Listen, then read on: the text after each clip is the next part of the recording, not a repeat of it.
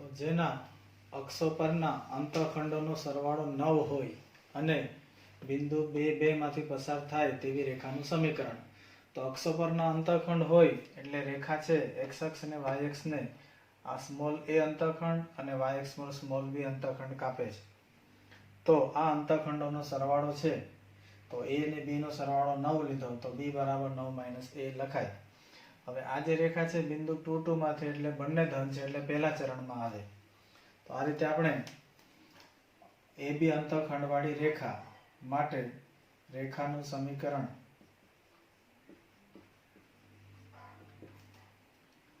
x/a + y/b = 1 છે, જ્યાં b બરાબર 9 - a લેતા x/a + y/9 - a = 1 જે 2 2 બિંદુમાંથી પસાર થાય છે માટે x ની કિંમત એ 2 લેવાની, y ની કિંમત પણ 2 લેવાની. તો 2/a + y/9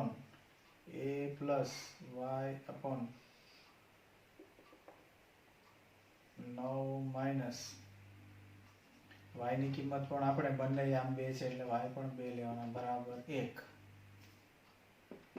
ક્રોસ ગુણાકાર કરો તો આ 9 × 2 18 plus minus 2a plus 2a બરાબર આનો ક્રોસ ગુણાકાર અહીંયા લસા લો તો 9 × a 9a minus a square.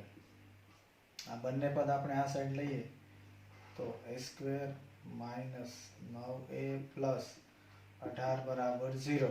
18 ના અવયવ 6 ત્યારે 18 પડે એટલે a માઇનસ 6 a માઇનસ 3 બરાબર 0 માટે a બરાબર 6 અથવા a બરાબર 3. a બરાબર 6 તો b બરાબર છે 9 - a તો b બરાબર 9 - 6 3. a બરાબર 3 તો b બરાબર 9 - 3 બરાબર 6. તો આ રીતે આ b નું સૂત્ર હતું 9 - a. એનામાં a ની કિંમત આપણે 6 લીધી એટલે 9 - 6 બરાબર 3 અથવા 9 - 3 બરાબર 6 માટે રેખા x/a ની કિંમત 6, y/b તો b ની કિંમત 3, લસા 6 એટલે આને 2 વડે ગુણો તો x + 2y બરાબર 6 અથવા x/3 + y/6 = 1 માટે આને 2 વડે ગુણો 6 લસા લાવવા માટે તો 2x + y બરાબર 6 માંગેલ સમીકરણ છે.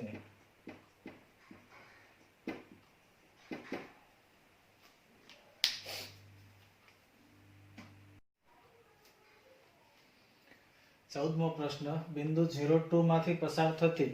તો 0 2 એટલે y અક્ષ પર ધન તરફ 0 2 માંથી પસાર થતી x અક્ષની ધન દિશા સાથે 2y/3 માપનો ખૂણો બનાવતી રેખાનું સમીકરણ. તો ધારો કે રેખા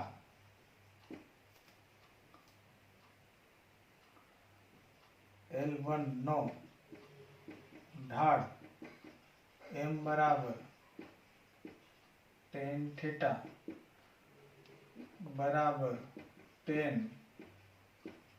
2π/3 બરાબર tan π - π/3. 3π માંથી 1π એટલે 2π/3 એટલે એનું મૂલ્ય આપણને -tan π/3.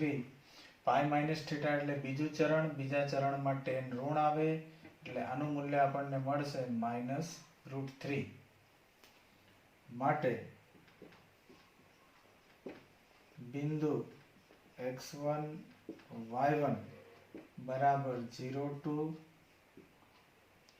m बराबर -√3 तो y माइनस y1 बराबर m x माइनस x1 प्रमाणे y माइनस 2 बराबर -√3 x माइनस 0 आ -√3x આપણે સામે લઈએ તો √3x प्लस y माइनस 2 बराबर 0 मागेल रेखा छे। હવે નવી રેખા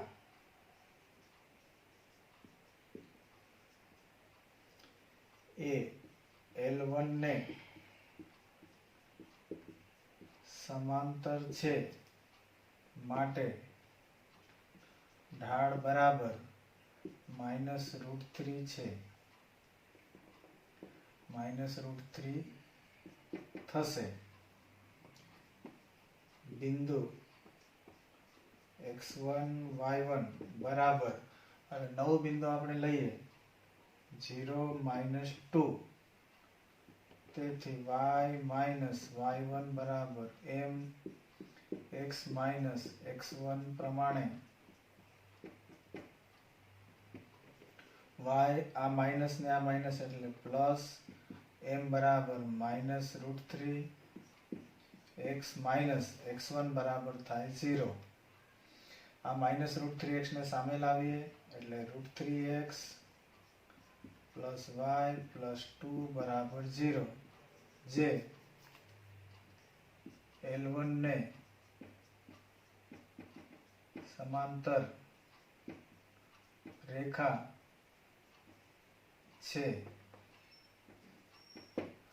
તો આ રીતે આપણને પહેલી રેખા 0 + 2 એટલે આ બિંદુમાંથી પસાર થાય આ x અક્ષની ધન દિશા સાથે ગુરુકોણ 2π/3 બનાવે તો ઢાળ છે tan θ સૂત્ર છે તો θ નું મૂલ્ય કેટલું કીધું છે 2π/3 2π/3 એટલે π - π/3 તો 3π માંથી 1π આપણને બાદ કરો તો π - π/3 એ બીજું ચરણ કહેવાય બીજા ચરણમાં tan θ એટલે અહીંયા આપણે -tan π/3 એટલે -√3 એટલે આ ઢાળ મળી ગયો અને બિંદુ આપણને આપેલું જ હતું તો આ સૂત્રમાં આપણે કિંમત મૂકી દીધી આ રેખા હવે જે નવી રેખા છે તે આપેલી રેખાને સમાંતર છે અને y અક્ષ ની ઉગમ બિંદુની નીચે બે અંતરે એટલે 0 - 2 માંથી પસાર થાય આ બે સમાંતર છે એટલે એના ઢાળ કેવા થાય સરખા એટલે પહેલી રેખા L1 નો ઢાળ -√3 અને બીજી રેખાનો ઢાળ પણ -√3 જ થશે કારણ કે સમાંતર રેખાના ઢાળ સમાન હોય પણ બિંદુ બદલાઈ જાય એ ઉગમ બિંદુની નીચે એટલે આ ઋણ બિંદુ આવે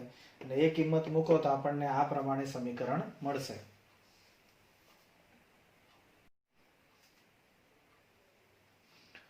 ઉગમ બિંદુમાંથી રેખા તો ઉગમ બિંદુમાંથી આ રેખા L પર લંબનો લંબપાત એટલે જ્યાં કાટખૂણો બનાવે ને એવા બિંદુને લંબપાત કહેવાય એ -2 9 હોય તો આ જે રેખા L છે એનું સમીકરણ આપણને મેળવવાનું છે તો O 0 અને m -2 9 બિંદુઓમાંથી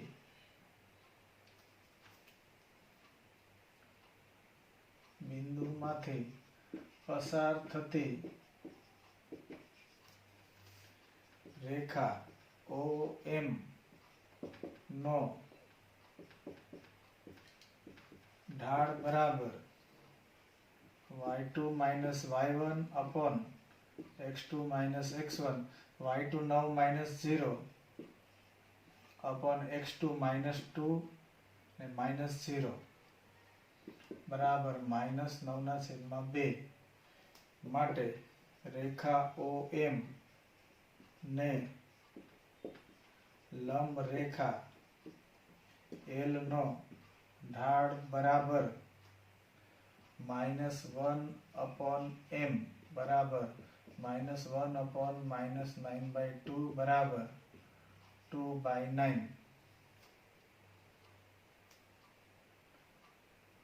માગેલી રેખા L એ x1 y1 બરાબર -2 9 માંથી અને ઢાળ બરાબર 2/9 હોય તેવી રેખા છે માટે y-y1 બરાબર mx x1 પ્રમાણે y-y1 એટલે થયા 9 બરાબર એનો ઢાળ છે 2/9 કૌંસમાં x x1 બરાબર છે માઇનસ ને આ માઇનસ એટલે +2 થાય, ક્રોસ ગુણાકાર કરો તો 9y -81 બરાબર 2x + 4. આ બે પદને આ સાઈડ લઈએ તો 2x -9y અને -81 અહીંયા જાય તો પ્લસ થાય, 81 ને 4 85 બરાબર 0. માગેલ રેખાનું સમીકરણ છે.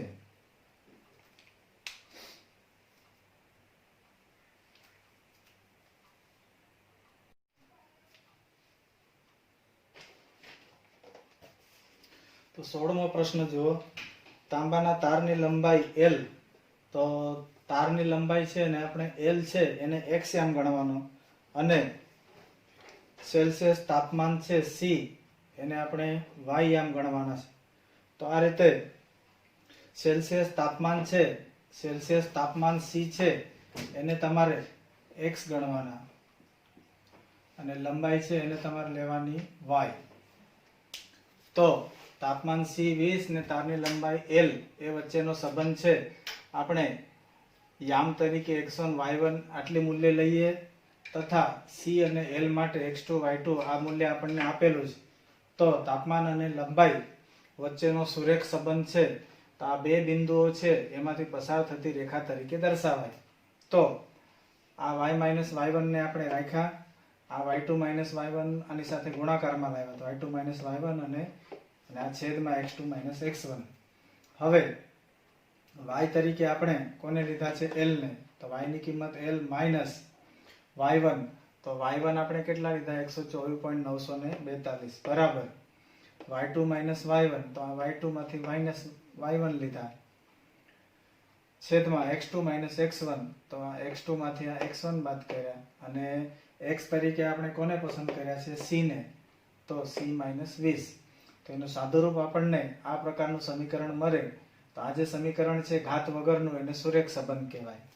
તો બીજામાં તમે x તરીકે દૂધનો પ્રતિ લીટર ભાવ અને y તરીકે દૂધનો જથ્થો કેટલો લીટર એ પ્રમાણે ધારશો તો આપણને x1 y1 તરીકે 14 પ્રતિ લીટરનો ભાવ ત્યારે 980 લીટર દૂધ છે. એટલે આ 14 અને 980 એને x1 y1 લો. ત્યાર પછી આપણને કીધું છે કે 16 પ્રતિ લીટરના 1220 લીટર છે. તો આને x2 અને આને y2 લો. એ યામ મળી ગયા. તો ઉપરના સૂત્રની જેમ જ y1 y2 આપણે રાખીએ અને આ બેનો ગુણાકાર કરીએ, એનામાં કિંમત મળતા આપણને આ સુરેખ સમીકરણ મળે. એમાં 17 લીટર આપણને કીધું છે, x બરાબર લઈએ તો y કેટલા? તો આ સમીકરણમાં x ની કિંમત 17 લેતા સાદુરૂપ આપણને મળે 1340. એટલે કે 17 રૂપિયાના ભાવે તમે 1340 લીટર દૂધ છે વેચી શકો.